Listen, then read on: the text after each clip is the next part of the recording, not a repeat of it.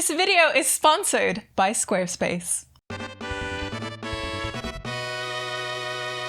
Hello Internet, Taliesin here. And Evitel too. Oh, this is unusual, Evitel. Oh, hi. I like it very much. Hey, guess what? This is a very special video. It is... Oh, it's not as late as I thought it was. It's 9:20 in the PM. Oh my goodness. Evitel, the children in red. We could be doing anything right now. Literally anything, but what are we doing instead? We are doing a cinematic analysis of the new Fury Incarnate cinematic that dropped just minutes ago, Evitel. People that watch this channel will be very familiar with our cinematic analysis. Usually it's just me doing this, you see, talking through it in a very scripted manner, although the original cinematic analysis were not scripted. That's something we kind of moved to later on. Yeah, they're off the cuff. Yeah, but you know, the people, they want what they want, Evitel. And, They do. And they want Evitel. I've heard them crying out in the night. I think it'd be a really nice opportunity for us both to go through this cinematic and talk about it together with you. I mean, you weren't here when we recorded it, but you're here now, and that's the main thing. So this is the cinematic that's trailing the new patch, Fury Incarnate, which is dropping on September 5th. And we think this will be coming out as an in-game cinematic as well. The Blue Post sort of talking about the patch last week was saying how there's new story campaign with Chandra's Feathermoon going around Lundane investigating a meeting of the Incarnates. Right. Which looks like it might be this, to be honest. So I've got a feeling this will appear as part of the story campaign. It's a really great cinematic because it gives us even more insight into the antagonists of the expansion, who everyone loves, by the way. Everyone loves Vyranoth and everyone loves Fyrakk in particular. And when I think about, we're going to talk about the relationship between the two and how it may be cooling. Remember, if you haven't seen the cinematic, this is a terrible way of watching it. We're going to be stopping and starting and talking all over it and going over bits and doing all sorts, having just a nice geeky deep divey time. Oh yeah. And if that sounds like your kind of thing, join us as we talk Fury Incarnate, as we talk Fyrakk and Vyranoth and their plans for the Emerald Dream. Okay, go, go, go, go, go, go. Little green dragon, all alone. I was hunting the aspect of your kind, your dear mother. But you will have to do. So I feel like maybe we've missed a bit of story here in the beginning. Yeah, absolutely. Who is this guy? Well, okay, I'm glad you asked who that is, because you know who one of my all-time favorite things about cinematics is because I know they use in-game models to make them. They're all like high-res and pre-rendered and what have you, but they basically come from the files. Yeah, even which is amazing at this stage. Yeah, exactly. It's incredible. And my favorite thing is to go and find all the places where these things are actually made. And this is Lundale, which if you did the renown quests for the Anaran Plains rep at the very beginning of the expansion, and you did that adventure where you go into the Emerald Dream and Malfurion has to go to the Shadowlands. Oh, yeah. And we see the tree being planted there. Like this is essentially where the tree is planted, right? In the Emerald Dream version of this part of the grove. There was a big battle there at the end where we fought back the Primalists and what have you. Now it's just kind of abandoned again. There are Dragonkin walking around. And I did a quick recce of the entire site before we started this video, and there is one green dragon there. Is it him? So the green dragon there is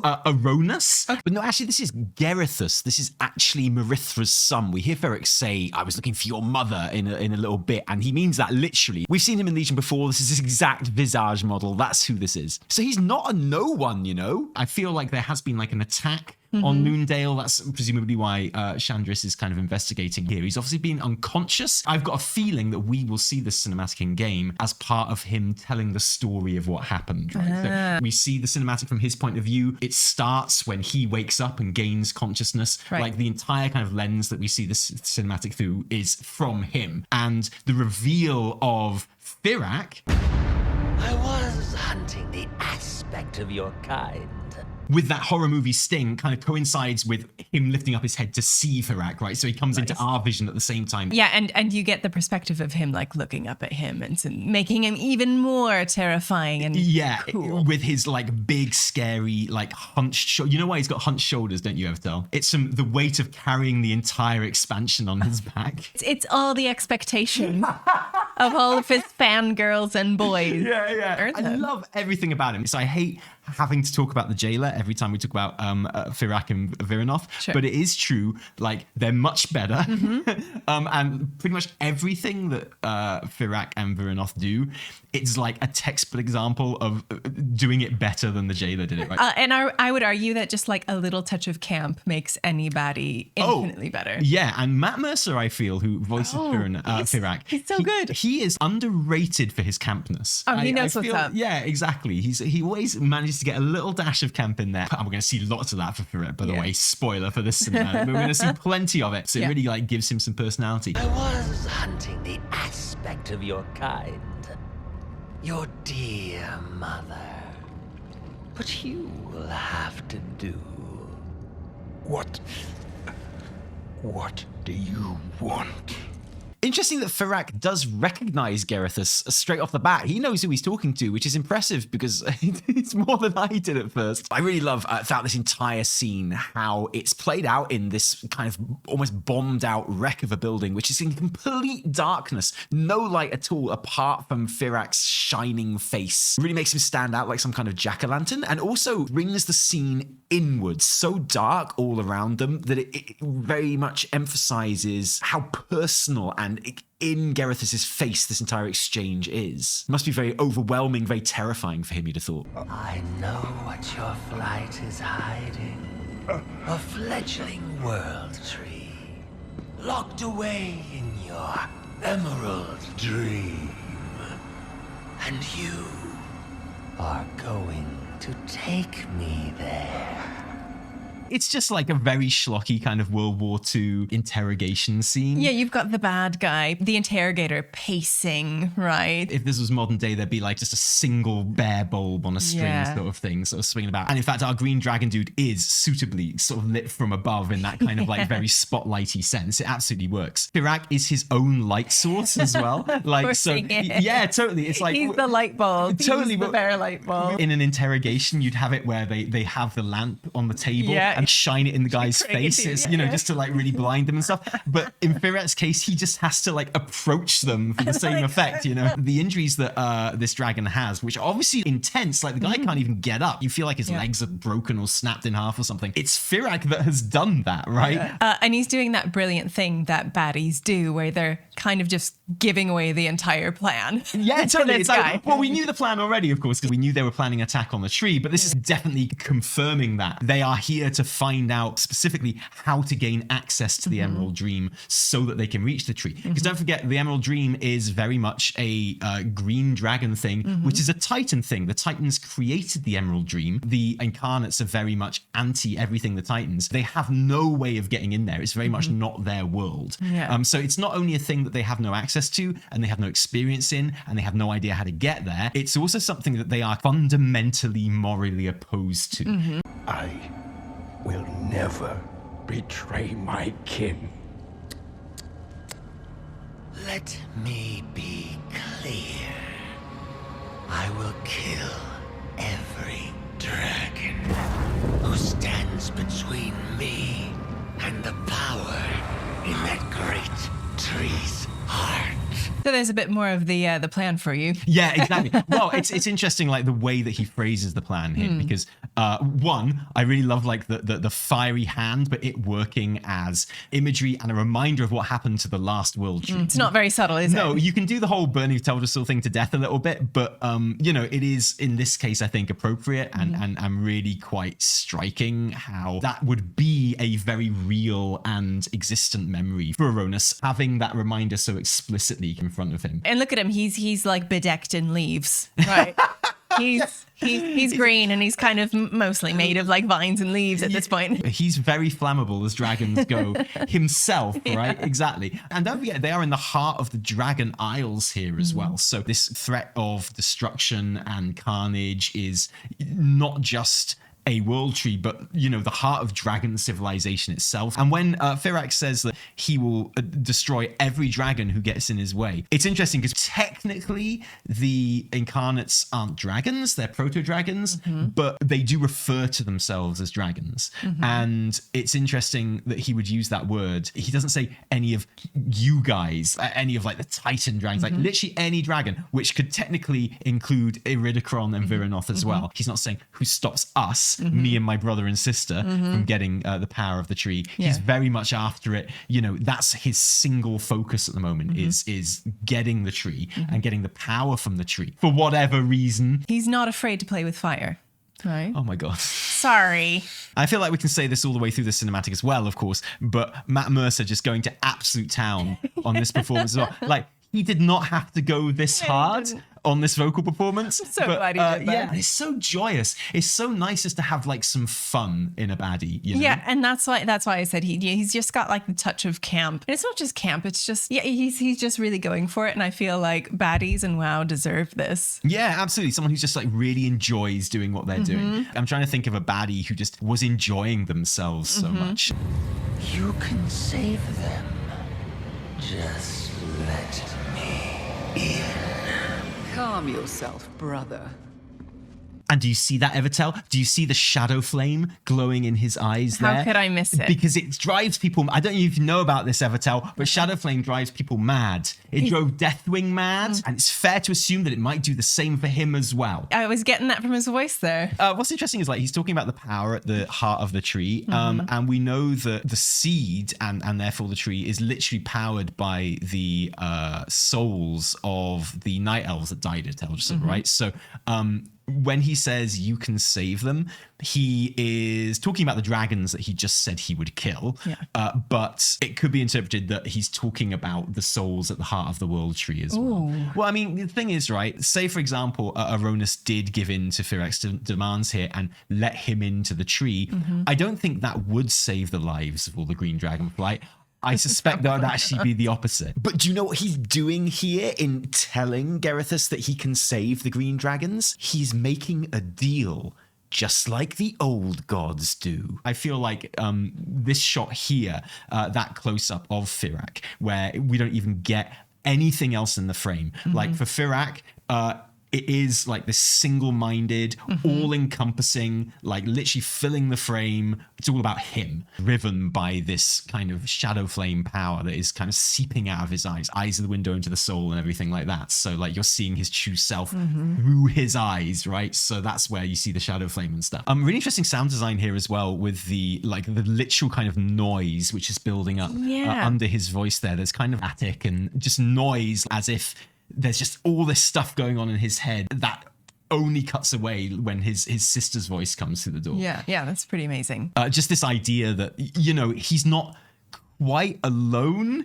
in there. Lots of theories, Evitel, that Fyrakk is kind of possessed and corrupted by the void. Did you get that from this? I can get hints of that, right? Is it something that you think is happening? I think it could be, but I mean, isn't kind of a link between Shadow Flame and the Void that it kind of, once you're corrupted with Shadow Flame, this gives the Void access to you. Yeah, right? that's what I mean. That's the idea. Yeah.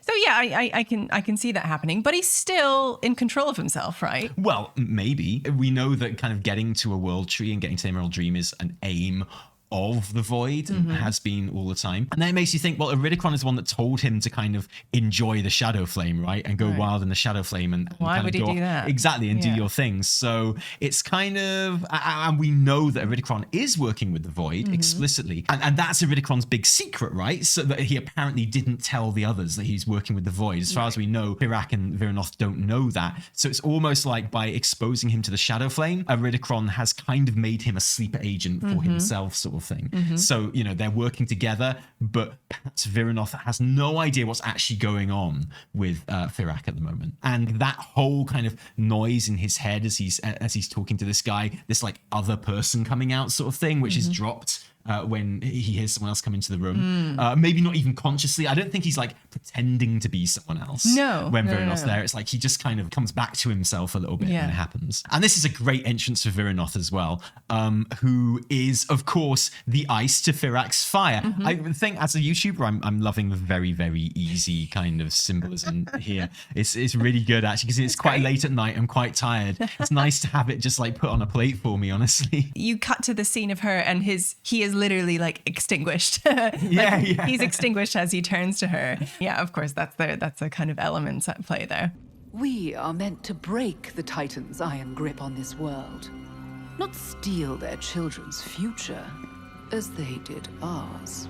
I was just offering this whelp a chance to serve our cause and spare his people a gruesome yet delightful massacre. So I find it like this is such an interesting line where she says we're going to break the Titan's grip, not steal their children's future. I get what she's saying. Yeah. You know, it's like we're not the same as them. We're not as bad as them. But it's like, what does she think they're going to do with the world tree? Is she going to turn it into an Airbnb for them or something? Like, I don't understand. Like, surely the plan is to destroy the world tree, right? But she just doesn't count that as stealing the future of the Green Dragons. Surely the only future for the Green Dragons is for all the vestiges of the Titans to be destroyed and for you to start anew and for you to be proper dragons like we are. Yeah, exactly. Yeah, the tree literally is the future. Yeah, it's like the symbol of the future too. Yeah, exactly. So I think, you know, there are two things that she's doing here. She is playing the good cop. This is an interrogation after all, but also she's used to now. She's had tens of thousands of years of having to keep Fyrakk in check. Yeah. So she knows how to talk to Fyrakk. She knows that, you know, he's always kind of on the edge to a certain degree, and she's got that sister thing of knowing how to like gently sort of bring him back. And I think in the grand scheme of the triumvirate, the quadrant as they were before, she's falling into a natural kind of sisterly thing of you know, just bringing him back a little bit. But he's actually gone much further at this point than she even suspects. I was just offering this whelp a chance to serve our cause and spare his people a gruesome yet delightful massacre. Again, he's saying, like, you can spare all of the dragons by letting us into the Emerald Dream. What he's saying is that he can spare them the fight, right?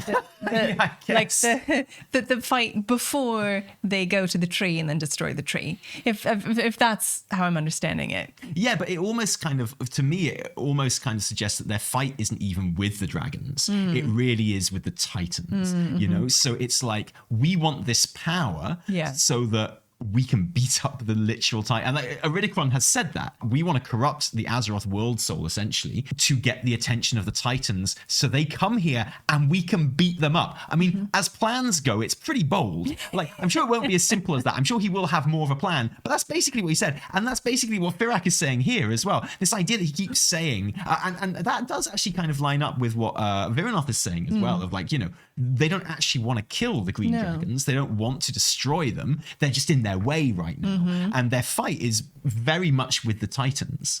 Maybe there's a way of harnessing the power of the World Tree without actually destroying it. I don't know, but it sounds like maybe that's what they're saying. It's like, you know, lend us this.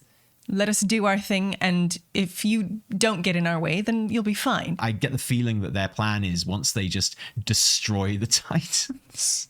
and all traitors of the Titans. Yeah, exactly. And why not, man? Like, I completely believe that Fyrakk would believe. He's like, dude, if I could get the power, I'm already full of shadow flame. If I could get the power from the World Tree, I reckon I could take the Titans. I could do it. I reckon I could take him. You know how like most American men think they could land a plane in an emergency? Is that a real statistic? It's something like a majority, so let's say like 51% of American men, and probably worldwide, believe that they could land a plane. This is probably universal. In an emergency, like an also ridiculous amount of men think they could probably survive a fight with a bear, and I think it's kind of like that. I think Fyrakk is that 51%. Fyrakk is that guy who's like, I mean, look, I know they're Titans. Yeah. Okay, I know like they literally shape to the earth and stuff. I know they're basically celestial beings, but give me the power of the world tree. I reckon I could take him. Yeah. I just want to give him a piece of my mind, you know? Yeah, totally. The thing that actually marks him out is not what he's doing. It's like the manic evil laughter as he's doing it. And I love this shot of the two of them together, like him just glee, absolutely just really, really enjoying causing this misery to a green dragon and like telling him about how he's going to destroy everything. And Vyranoth just like, oh, God. I mean, like the room is literally melting like from the heat. And she's just like, oh. Fyrakk! Fyrakk!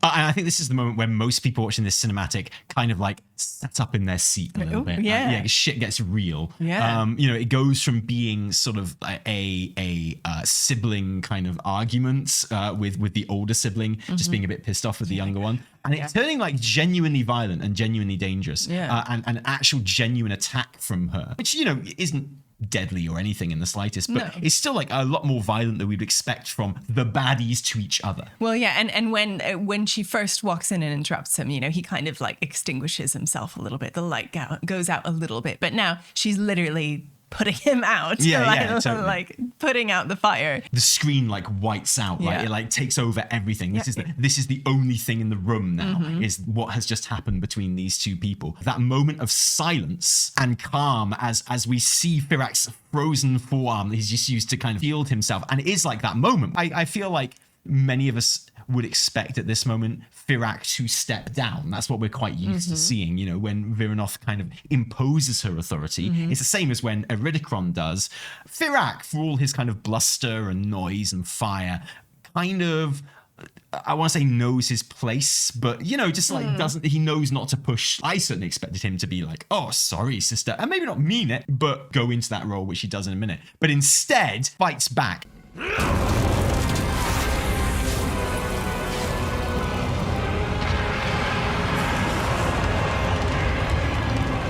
Brother, remember what we are fighting for.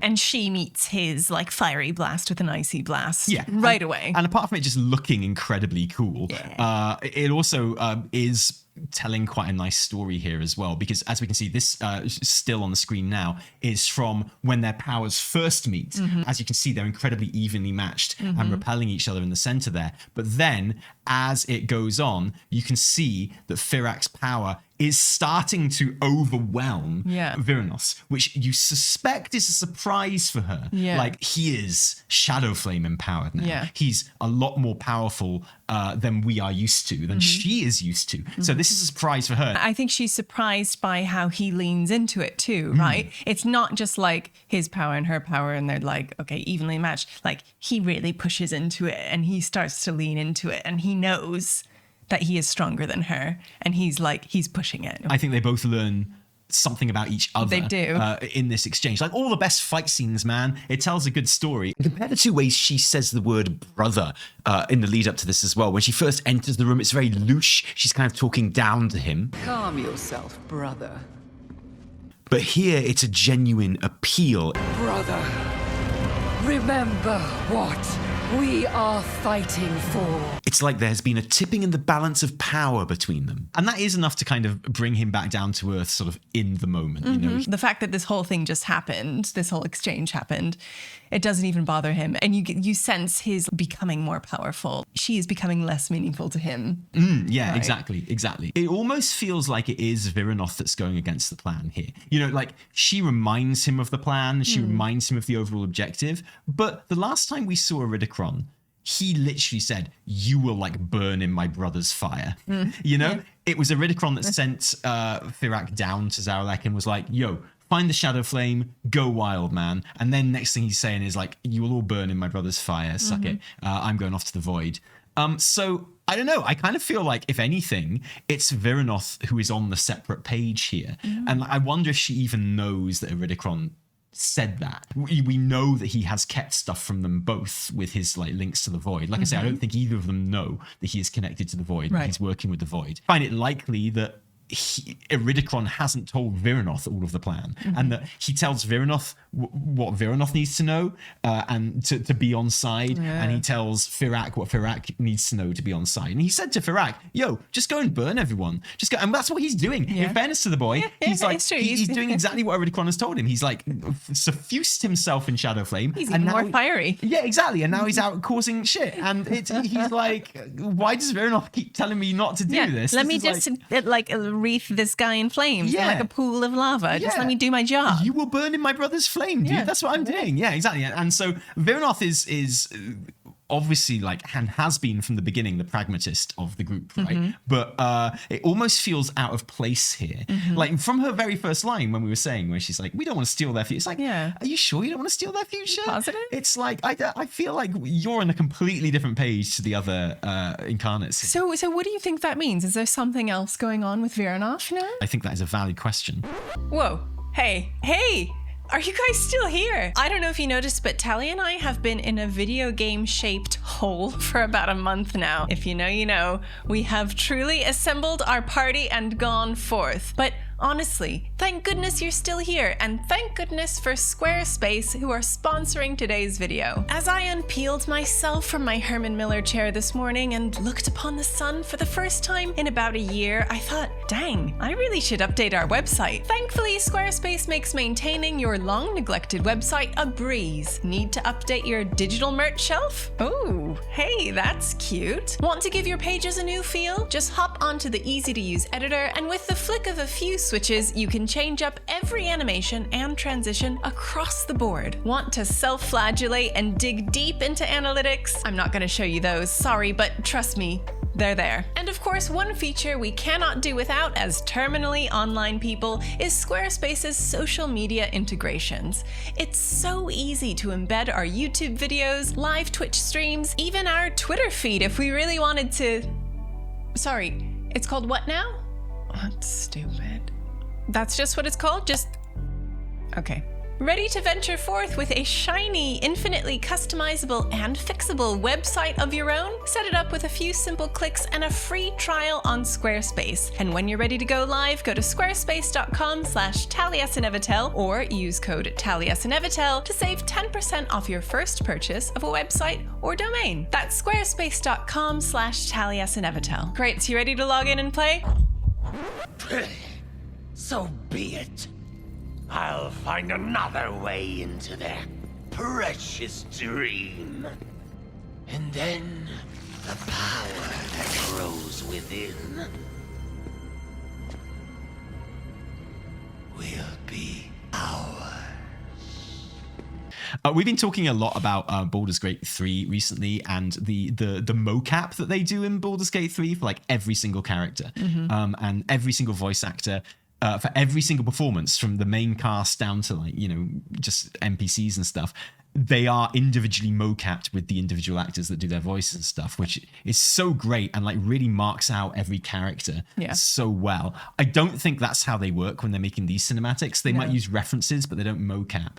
But whoever did the reference for Fyrakk's movement here, it is so saucy.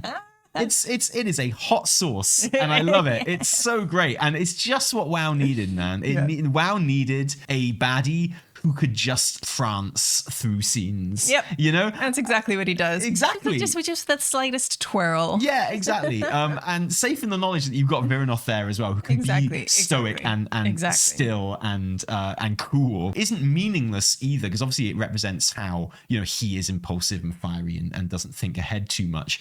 But also kind of informs his relationship with the others as well. He's literally more childish. A strong father figure like Iridikron and stuff would have immense sway over him, whereas a more of a sister figure, but in his view, quite like a bossy sister figure who's always out to spoil his fun, would be easy to turn him against in that respect. Because he looks up to Iridikron, he's kind of in awe of him in a certain way, even if he's like a bit of a drag. Vyranoth's just out spoiling his fun, man. So he would never fight back with Iridikron, put it that way. No. It's really fun. I love that nail thing across the wall. It's so petulant. It's like what our son Anairin does. It's like if you've told him off, he'll be like, yes, okay.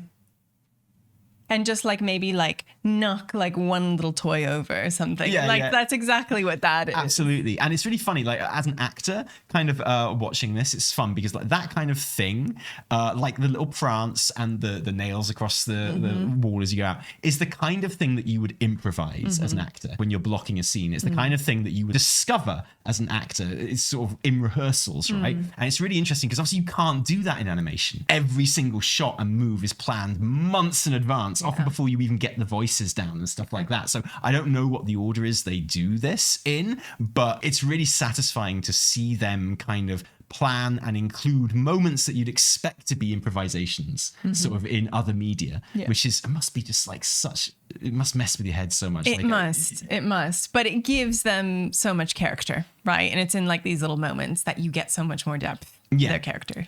The power that grows within will be ours. He doesn't mean ours as in mine and yours, Vyranoth. You know, like it wouldn't have surprised anyone if he had I mean, he literally just said me It'll be earlier, mine. Yeah, exactly. and you know, didn't refer to a collective earlier. But what's interesting about that is it kind of suggests that maybe he does mean ours, as in, you know, me and other people, but he just doesn't mean Vyranoth. No. You know, people are talking a lot about Vyranoth realizing that the other incarnates are bad and thinking, you know, maybe I've hitched my cart to the wrong wagon.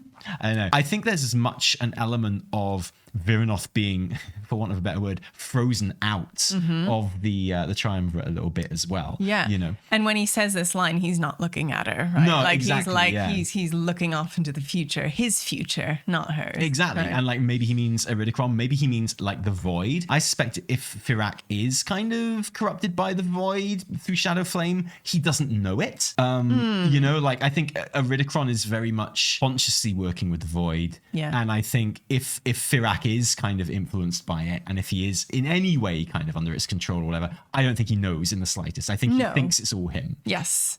He thinks he's just been infused. With raw power. With more fire. Is he talking about me and the void? Is he talking about, you know, me and Iridikron? Is he just saying us but means me so that Vyranoth gets off his case? Yeah. Either way, like the dastardly kind of grin on his face as he says it suggests that It's not her, is it? it's not face value as a sentence there. But at least we know the plan is very explicit now. We've already had Alexstrasza and Nosdormu and Chromie being like, they will attack the tree. That's where we're at our weakest. Yeah. And so as far as expanding the story goes, all we're really getting here is the baddies confirming what the goodies have already told us. Yeah.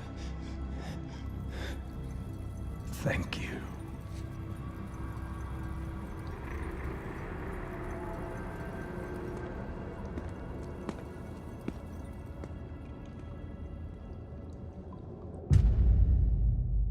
So what's Vyranoth's like expression and reaction here?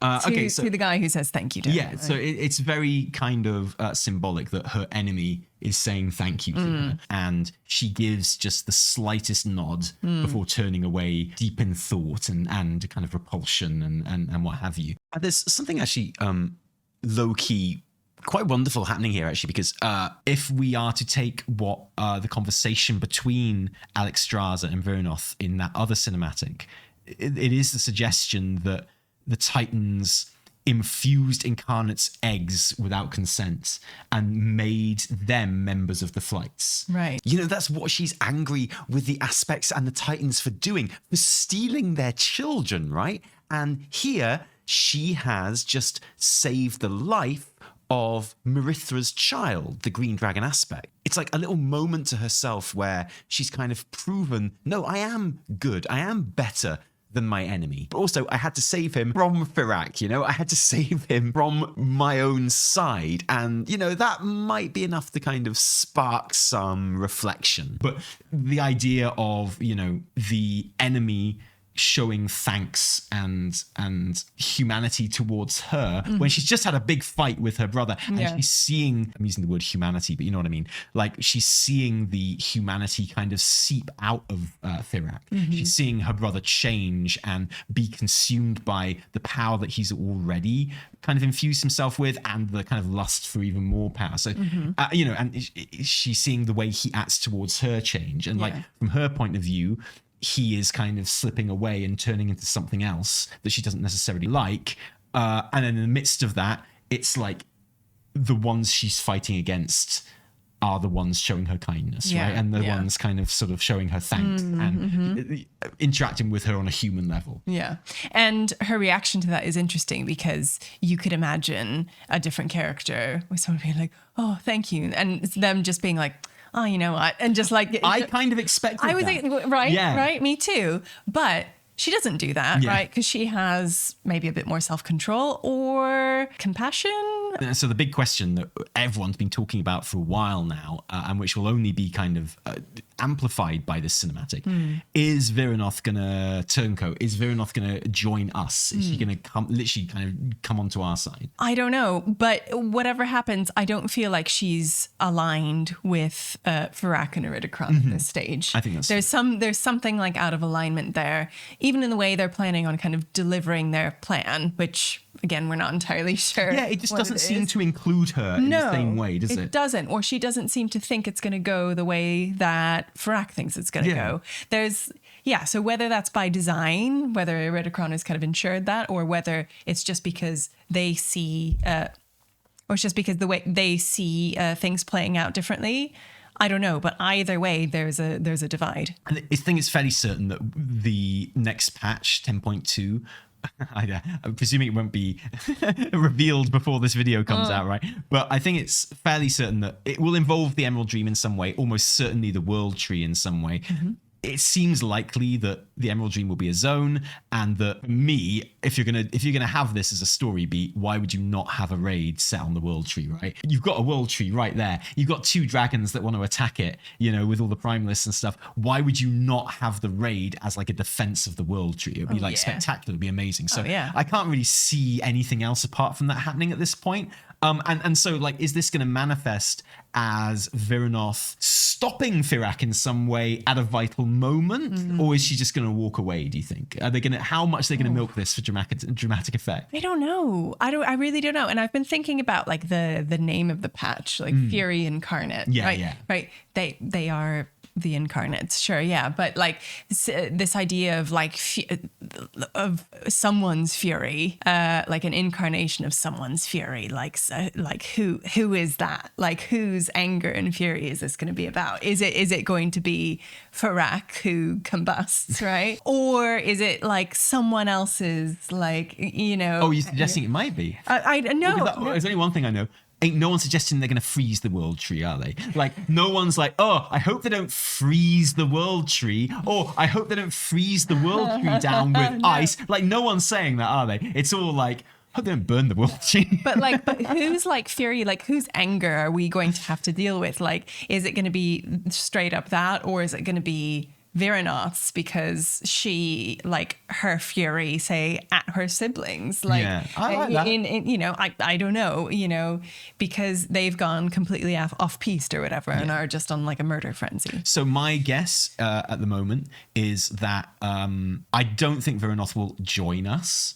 I think she's going to stay as like a separate entity, kind of like a Shara, but she won't join Iridikron and Fyrakk. And so if I had to think about how the 10.2 raid was going to go from a narrative point of view, I'd imagine there's probably a bit where Fyrakk and Vyranoth are attacking with like all their forces and stuff. But then Fyrakk is like, enough of this. I'm going to go and like just kill them. And he's like the final boss. Right. And there's a bit in the cinematic at the end of that raid where he like appeals to Vyranoth for help. Ooh. And Vyranoth just goes, leaves him to be killed by us. Sort leaves of thing. Him cold. Yeah, and just like, so not like a Sylvanas turning the arrow on the jailer moment, but more a case of he asks for help and she just leaves him to die, sort of thing. That's like, really cold. I actually don't. It would be cold. Yeah, it would be. Yeah. It would be cold, but I think it would be too much for her. I think something in her has like stirred, like some kind of compassion or something. I don't think she would let that happen to her brother, basically. Okay. Oh, interesting. But I don't. But like you say, I don't think she's going to join us.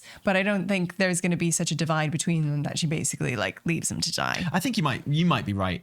Like one thing that I really loved about the Incarnates when they were introduced, despite their very kind of different personalities, the thing that they all shared and that they all showed very obviously was their sadness that Razageth had died, which I thought was really cool and like really, really nice, and Vyranoth in particular. So I think you might be right on that one, actually. I love the dramatic flavor, though. Yeah, me too. So, I mean, okay, well, counter to that, do you think Fyrakk would turn on Vyranoth? Oh, I could see him like turning on her instantly. Yeah, exactly. I think if anyone's going to, turn, it's going to be, well, maybe it's more predictable, but I could see him, her trying to stop him and being like, hold on, maybe not, and him just actually like his fire actually just kind of going through and him just doing it and then, fighting her directly. Interesting. So I could see that happening only because that feels more predictable. So maybe I will be surprised. And maybe that won't happen. Sure. But I think they are really leaning into this idea of Vyranoth being different from the other two Incarnates that are left, and the one most likely to join our side, certainly. I'd be surprised if she ended up like lining up with us, sort of thing. Yeah. I think there'll probably be like a really nice scene between her and Alexstrasza that comes out next patch at some point, or at the end of the expansion, certainly after the book is released in October, where they both kind of get some closure on it and what have you, and not have a truce, but they're not fighting anymore, sort of thing. I think that'll probably end up to be like the big character moment for the dragons and the Incarnates. All in all, I think this is one of my favorite cinematics of the expansion so far. I think it's brilliant. Every time the Incarnates are on the screen together, and I kind of prefer it when Iridikron isn't there. I really like the vibe between Fyrakk and Vyranoth, and without the authority of Iridikron to kind of keep everyone under control. I really like them just doing their thing. And, just their characters. Yeah, and being like siblings and kind of just being that different. So it's really interesting, and it's fun to have baddies that I care about. It's fun to have baddies that I'm kind of excited when they're on screen because I want to know what's going to happen. I think I genuinely think the Incarnates are some of the best baddies WoW's ever had. I think it's brilliant. And just another thing that Dragonflight is doing really well. Another thing I really liked about this, and it's kind of, I'm seeing this in the comments on the YouTube video and stuff as well, the WoW YouTube, is that it feels like the stakes are being raised in this cinematic and going to the next. And I think it was time for that to happen as well. Absolutely. Yeah. Some dragons attacking a world tree in the Emerald Dream. That is dinosaurs on a spaceship. That is snakes on a plane. Dragons attacking a world tree in the Emerald Dream. I'm done. Like that's awesome. I'm sold. Thank you for joining us today for this unusual cinematic analysis. I hope it was interesting to have us both talking about it and discussing it. Yeah, a couple of voices, a bit of fire and a bit of ice, Nice. It's okay, I'm done now. If you like this video, don't thank us. Thank our patrons who give their actual real life money to make all of our work happen. And guys, thank you. Without you, there'd be a whole lot less Taliesin and Evitel. If you didn't like it, downvote the shit out of it. Remember, my name is Matt Mercer. Oh my god, I wish it was. Hey man, I can flounce. Yeah? I can flounce. Yeah. I leave you to your precious Baldur's Gate 3. Finally.